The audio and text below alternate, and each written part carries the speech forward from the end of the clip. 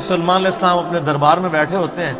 اب سارے ان کے کمانڈر حاضر ہیں، جنوں کا کمانڈر بھی ہے، اسی طریقے سے انسانوں کے کمانڈر بھی، سارے ان کے سردار وہاں پہ جمع ہیں. تو جو ان کی ایئر فورس کا کمانڈر تھا نا، وہ ہدہد تھا. ہدہد ایک پرندہ ہے جس کی بڑی خوبصورت سی کلگی ہوتی ہے، اسے مرغے کی ہوتی ہے، اور بڑا ایکسٹرا آرڈنری پرندہ ہے. آپ جا کے گوگل پہ سرچ کریں، یوٹیوب پہ اس کی ویڈیوز دیکھیں کہ اللہ نے اس کو کیا صلاحیت دی ہے. وہ ان کا سمجھ لیں ایئر فورس کا چیف تھا. تو آپ نے فرمایا وہ کدھر غائب ہے، اور پھر ساتھ فرمایا کہ وہ اپنی غیر حاضری کی کوئی جسٹیفیکیشن مجھے پیش کرے، اور اگر اس نے کوئی ایسی جسٹیفیکیشن نہ پیش کی کہ وہ میرے دربار سے غائب کیوں ہے، تو میں اسے سزا دوں گا یا میں اسے ذبح کر دوں. بس یہ آپ ورڈک بولتے ہیں تو تھوڑی دیر بعد ہدہد آ جاتا ہے اور وہ اپنی جسٹیفیکیشن پیش کرتا ہے. اب ظاہر ہے وہ میں نے بتایا کہ سورہ نمل میں ہی آتا ہے کہ اللہ تعالیٰ نے جانوروں کی بولیاں سکھا دی تھیں. تو حضرت سلمان علیہ السلام اس سے پوچھتے ہیں کہ بتاؤ. سر پھر ہدہد دیکھیں کڈا پکا مواحد سی. وہ کہتا ہے کہ اے سلمان علیہ السلام، میں آپ کے لیے ایک ایسی خبر لے کے آؤں جو آپ کے علم میں بھی نہیں. بابی نہیں تھا ہدہد نا.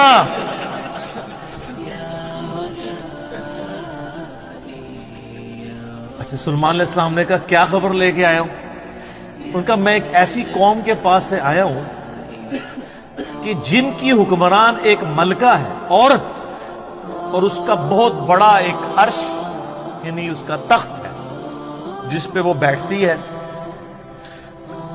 اب وہ آپ کو نا ویسے کھنڈرات بھی اس کے مل چکے ہیں، ایک پکچر ہمیں ملی، انشاءاللہ ہم اس میں اٹیچ بھی کریں گے. آلموسٹ سمجھ لیں وہ کوئی آج کے دور کے اعتبار سے آپ دیکھ لیں کوئی 50 فٹ چوڑا اور لمبائی میں تقریباً 100 فٹ اور اونچائی میں بھی تقریباً 50 فٹ کے برابر مختلف اقوال ملتے ہیں. یعنی اچھا خاصا بڑا اس کا تخت تھا جس پہ اس کے سارے وہ سردار ارد گرد بیٹھتے تھے، اور وہ پتھر کا بنا ہوا بڑا سا. ان کا میں نے ایک عورت دیکھی ہے، تو وہ آپ کے علم میں نہیں ہے کہ وہ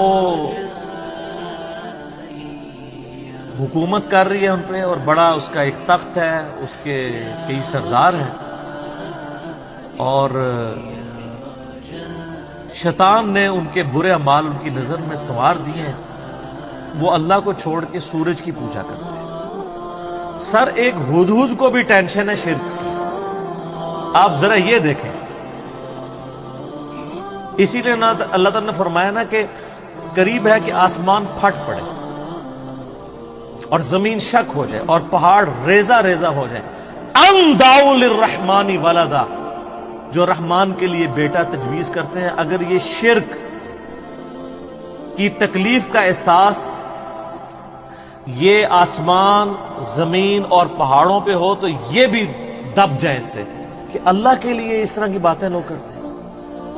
تو اور پھر وہ کہتا ہے کہ اب ہدہد کی بھی آپ تقریر دیکھیں جناب، کہ شیطان نے برے اعمال ان کی نظروں میں سنوار دی ہیں، اللہ کو چھوڑ کے وہ سورج کی پوجا کر رہے ہیں، حالانکہ عظمت اس اللہ کی ہے جو زمین و آسمان کا مالک ہے.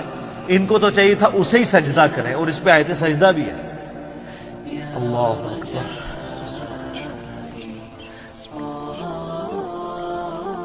سبحان الملک المقتدر.